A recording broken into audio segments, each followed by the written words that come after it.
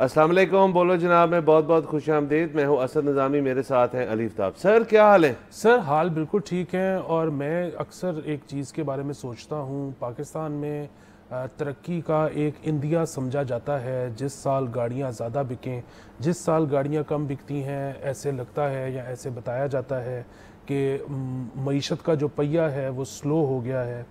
जो मेरा सवाल इसमें है वो ये है कि पाकिस्तान में आप अगर आज तक, जब से पाकिस्तान बना है तब से लेकर आज तक, अगर आप निकालें कि कुल गाड़ियां कितनी फ़रोख्त हुई हैं, तो वो मेरे ख्याल में नंबर 1 करोड़ भी नहीं होगा।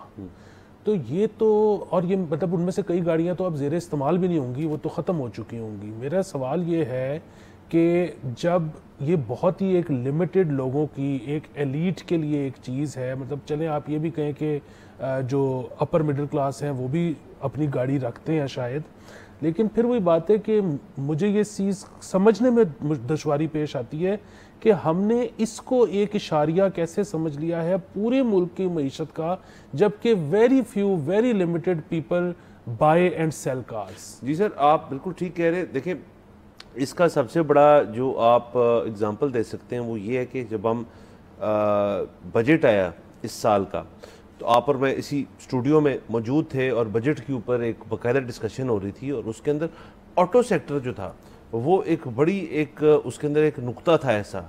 मतलब आप अपने फॉरेन रिजर्व्स छोड़ दें, आप उसके अंदर टैक्सेशन पॉलिसी छोड़ दें, आप टेक्सटाइल्स छोड़ दें, साड़े छोड़ दें, उनके शाना पेशाना ऑटो सेक्टर जो है वो खड़ा होता है कि उसके अंदर कितनी होती है। जैसे आपने कहा कि उसके अंदर जो वॉल्यूम्स है उसकी अगर आप क्वांटिटी देखें तो वो इतनी ज़्यादा नहीं बनती, लेकिन यहाँ पे चूंकि परसेप्शन की बेसिस पे ऑटो सेक्टर जो है वो एक समझा जाता है कि जी एक ऐसी इंडस्ट्री है जिसकी बेसिस पे आप इकोनॉमी का जायज़ा ले सकते हैं, तो ये एक बात है। इसी चीज़ के ऊपर हमारे पास एक ख़बर भी है और हमारे पास एक गेस्ट भी हैं। ख़बर ये है सर कि माली साल 2025-26 में आपके पहले 5 माह के अंदर पाकिस्तान में गाड़ियों की फ़रोख्त में 43% इजाफा जो है वो देखा गया। अब इसकी वजह मज़ीद ब्रांड्स हैं, नए ब्रांड्स आ रहे हैं, नई गाड़ियाँ आ रही हैं, या कंज्यूमर के पास इनकम ज़्यादा आ गई है, डिस्पोजेबल इनकम जो गाड़ी के ऊपर वो खरीद सकते हैं वो ज़्यादा आ गई है, या एक कल्चरल शिफ्ट है, एक ट्रेंड चेंज हो रहा है। इसी के ऊपर हमने आज शो पे बुलाए HM शहजाद साहब को, चेयरमैन है all Pakistan motor dealer association के। उनसे ज़रा पूछते हैं कि मामलात क्या चल रहे हैं और आगे जाने वाले मुस्तकबिल जो है ऑटो इंडस्ट्री का वो क्या होगा। शहजाद साहब अस्सलाम वालेकुम, कैसे हैं आप? वालेकुम अस्सलाम जी, अल्हम्दुलिल्लाह। आप बताएं, ठीक हैं आप दोनों? बिल्कुल ठीक ठाक। सर, ये जो 43% का एक इजाफा भी बताया जा रहा है कि इस साल जो है वो ये हमने गेन किया है, प्रेडिक्शंस ये हैं कि ऑटो सेक्टर जो है वो और एक्सपेंड करेगा। क्या ये ही असलियत है या असल में मामलात जो हैं वो इस तरफ जा रहे हैं कि इतने ज़्यादा ब्रांड्स आ गए हैं, चॉइस बढ़ गई है, कंज्यूमर जो है वो गाड़ियाँ इस वजह से ज़्यादा ले रहे हैं, बिग 3 की मार्केट टूट गई है? ये सारे सवाल हैं और ज़रा इनको आप हमारे लिए थोड़ा बांध दें अगर तो शुरू में इब्तदाई गुफ्तगू ये करते हैं और फिर जो स्पेसिफिक कॉन्वर्सेशन है उसके ऊपर चलते हैं। सर, ये बड़े अफसोस की बात है कि कुछ मीडिया, कुछ अखबार, इन लोकल असेंबलर्स, ये असेंबलर्स हैं, ये मैन्युफैक्चरर नहीं है, ना हमारे मुल्क में लोकलाइजेशन है। ये इतने दुख की बात है। अगर ये हमारे मुल्क का अगर ये पैरा हो कि जी इसके ऊपर हमारी इकनॉमी या हमारी अच्छाई या बुराई अगर इन गाड़ियों के ऊपर जो असेंबल्ड होती हैं, अगर ये हम अगर इसका दारोमदार अगर इसके ऊपर रखते हों, तो ये बड़े अफसोस की बात है। देखें, ये सिर्फ 3 बिग, टोयोटा, होंडा, सुजुकी, आज से 4 साल पहले यानी कोविड से पहले ये सिर्फ 3 यानी 2.25-3 लाख गाड़ियां असेंबल करते थे। अब ये चाइनीज और कोरियन मिला के ये टोटल 17 लोग हो गए। अब इन 17 लोगों ने मिलकर 2 लाख गाड़ियां असेंबल की हैं, सिर्फ 2 लाख गाड़ियां असेंबल की हैं। उस पर जो है वो ये बताने की कोशिश करें कि जी 47% पिछले साल की निस्बत हमारी सेल में इजाफा हुआ है या हमारी प्रोडक्शन में इजाफा हुआ।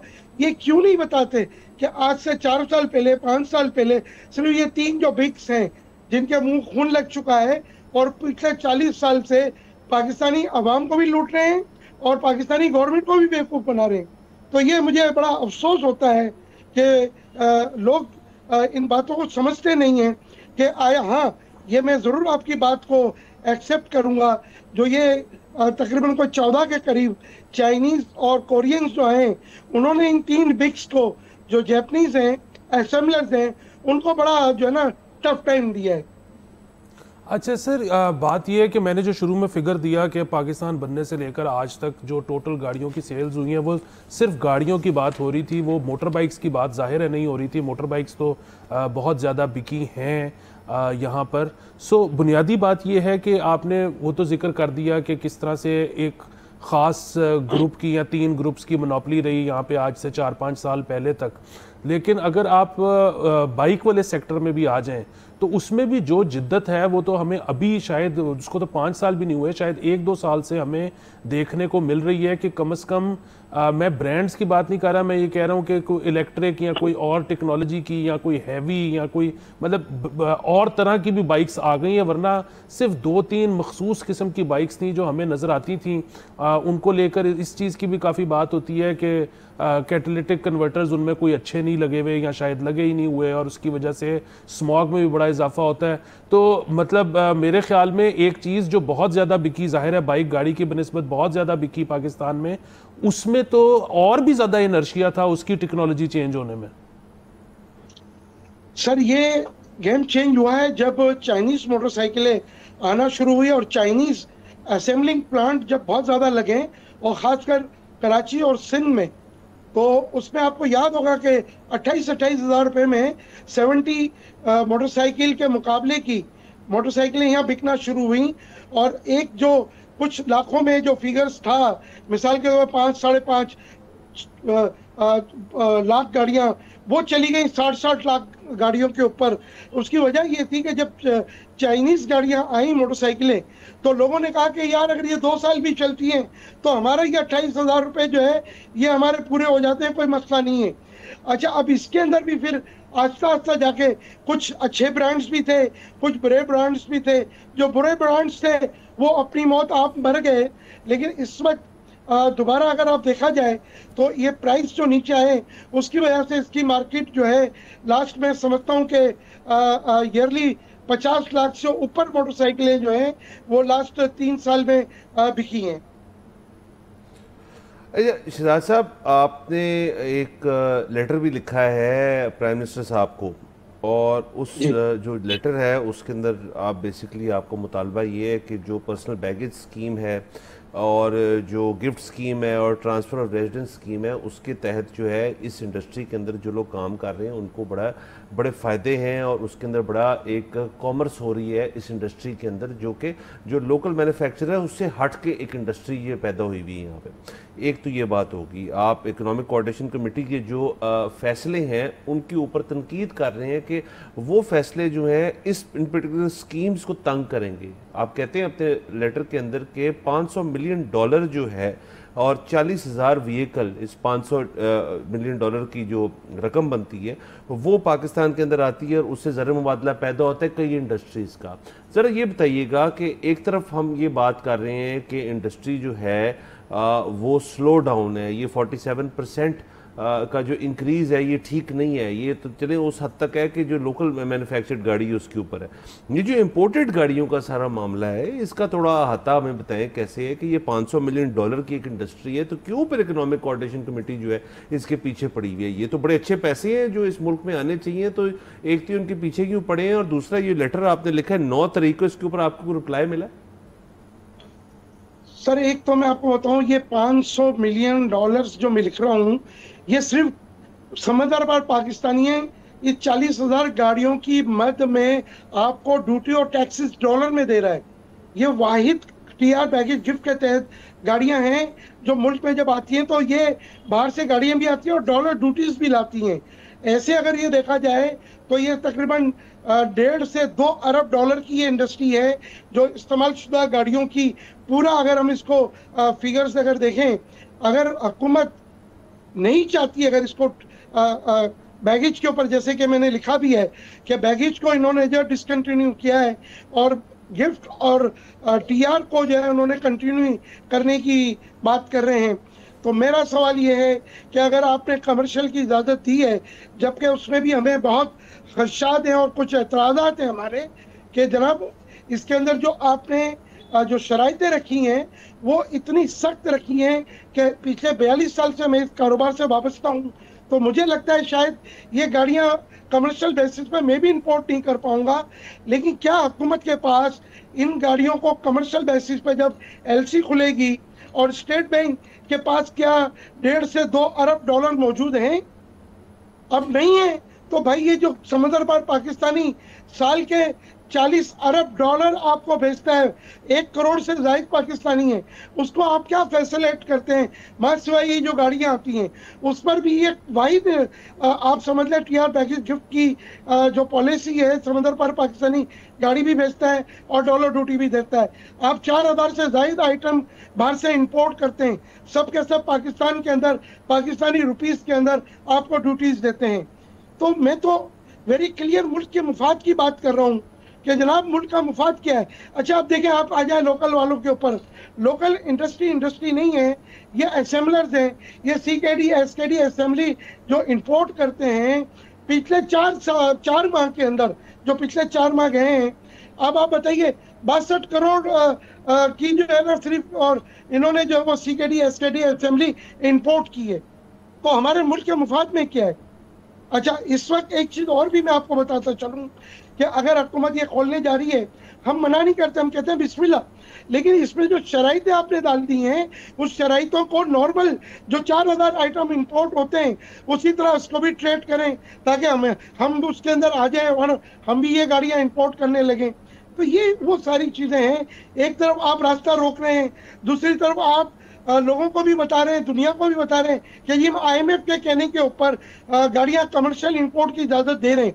लेकिन इस वक्त आपके पास डॉलर नहीं है, इस वक्त खाने पीने की आइटम इंपोर्ट करने के लिए स्टेट बैंक से जो एलसी खोलते हैं जुड़िया बाजार वाले, उनको एलसी 6 महीने तक नहीं खुल रही। तो ये मेरी बात है, मेरे ये एतराज़ात हैं कि मुल्क के मफाद में इस वक्त क्या है। और ये लोकल असेंबलर्स ये इतना बड़ा माफिया है कि आप यकीन करें कि बुकिंग पहले लेता है, सीकेडी एसकेडी असेंबली बाद में इंपोर्ट करता है, और जो पैसा आता है उससे भी इंजॉय करता है। वो भी बैंकों को जो है ना वो जो है वो कुछ परसेंटेज पे उस पर भी जो है वो आप समझ रहे हैं। इसके अंदर मुझे बताएं, आपने बता दिया कि मसले क्या हैं, वो तो इस लेटर जो हमने पढ़ा उसमें भी लिखे हुए।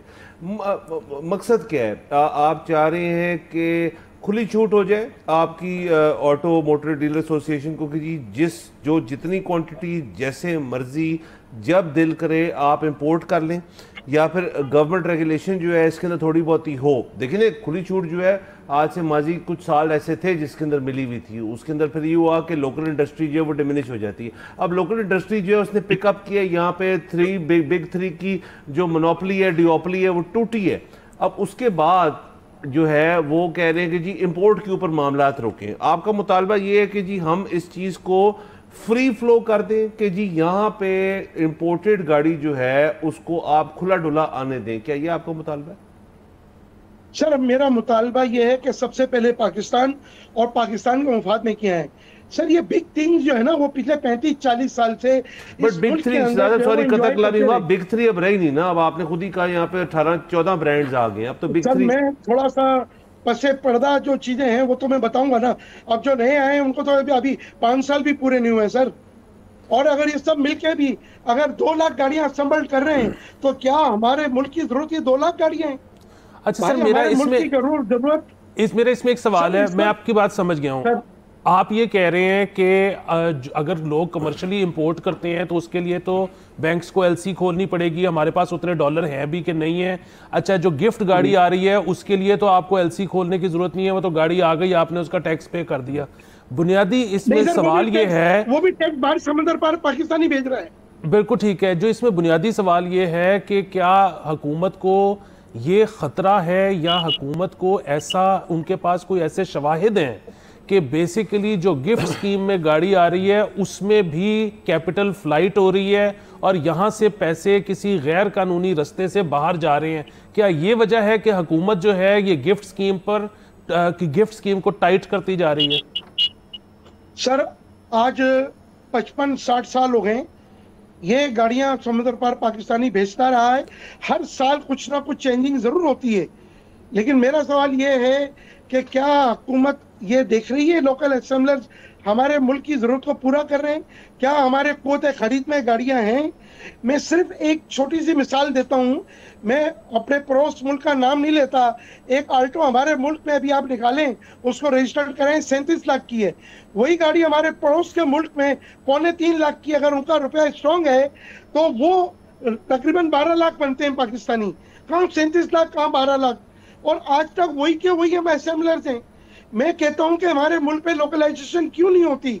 हमारे मुल्क में सारे पुर्जादात क्यों नहीं बनते? हमारे मुल्क में मेड इन पाकिस्तान गाड़ी क्यों नहीं बन पाती?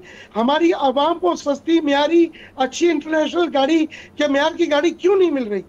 मेरा सवाल तो ये है सर, क्या हुकूमत ये तमाम चीजों को नहीं देख रही?